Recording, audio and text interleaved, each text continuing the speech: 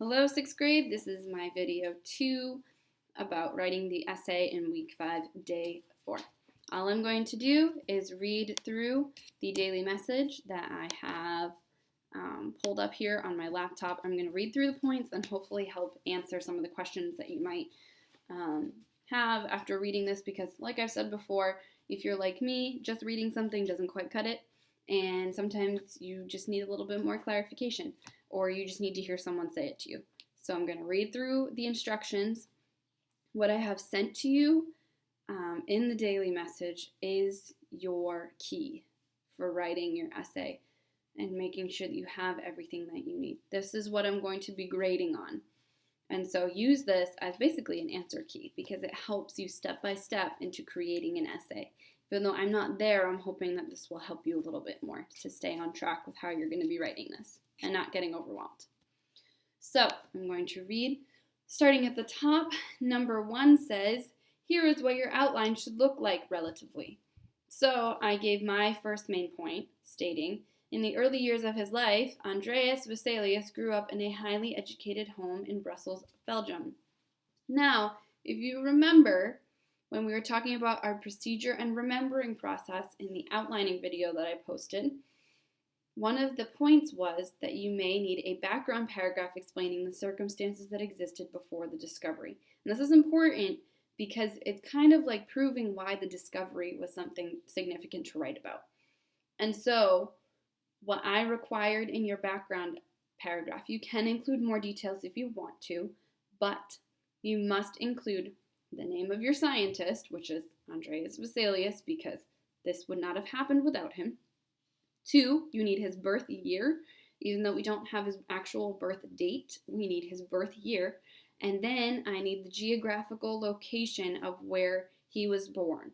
So I essentially provided you with everything you need for your introduction paragraph 1. Does that mean that you can copy my outline and copy everything that I have? No, not necessarily, but you can use that information to help form your own sentences and your own paragraph, because I know you can do it. All right, and then underneath you see I have my Roman numeral 1, and then I have A through D supporting points. I put 4 points. I only required you to put 3 supporting details.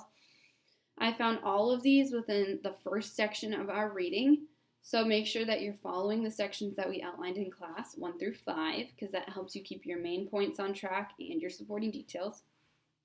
And then I'm going to read point number 2 of what you're going to do to move to the essay writing process. Please type your essay.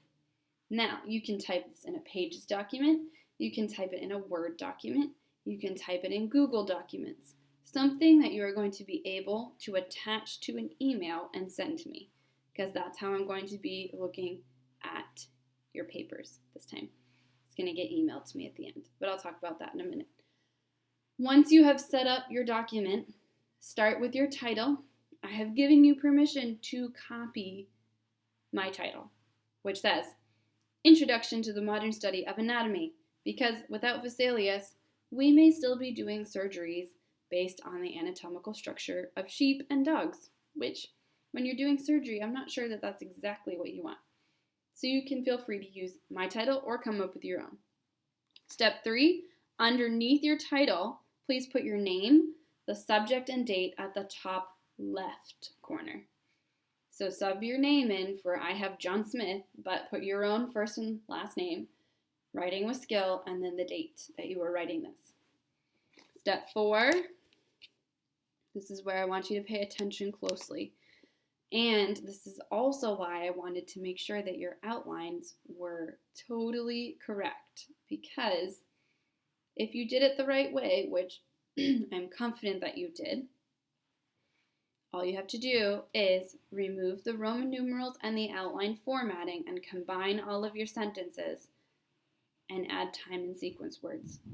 You do not have to write any more sentences besides your outline sentences. Okay? I'm going to say that again. Remove the Roman numerals and outline formatting, combine all of your sentences, and add time and sequence words. You do not have to write any more sentences besides what are the sentences that are in your outline. So this should be pretty easy. Take away all the numbers and the letters for the outline, And then you're going to go in and add 2 to 3 time and sequence words per paragraph.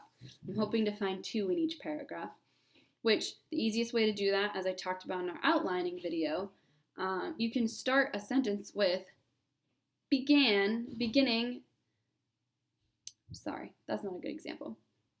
Then, comma, Vesalius found out that dissections of a sheep look different than the dissections of a frog. You know, you can give different examples using then, comma, or after, comma, or when he did this, comma. There are ways to add time and sequence words. I don't need a whole phrase, but there are ways to give an idea of this chronological order by using time and sequence words. So that's why it's important.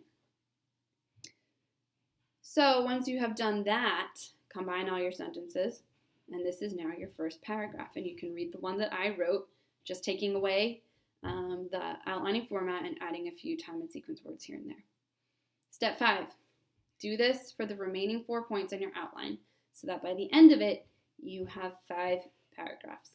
Remove the outline formatting and combine your sentences. When you are finished, read all of your new paragraphs to make sure that they make sense. You might have to move around some of your words. You might have to add different time and sequence words. The only thing that you cannot move around is the sequence of the times that these events happened. So you can't write that Vesalius dissected a frog before you state when he was born. Does that make sense? Because this is a chronological narrative. It has to be in the order that it actually happened in your reading passage. And then step 6, email your final essay to me. My email is at the bottom of the page. You can use your parents' email account or you can use your own. But attach your typed essay. I will send you feedback, and then we will talk about what that looks like for grading in the future. Do not worry.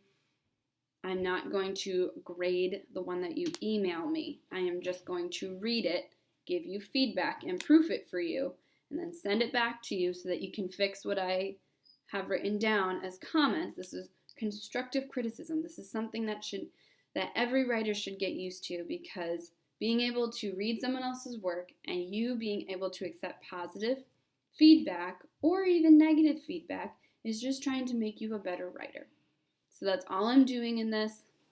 I want you to make sure that you're comfortable with your material and make sure that it matches what the rubric that I've just given you, that's what your final product looks like. That's all I'm doing when you email it to me. I'm not giving you a letter grade, so don't stress about that. Okay? Awesome. Have a great rest of your day, and I will see you in the next video. Bye.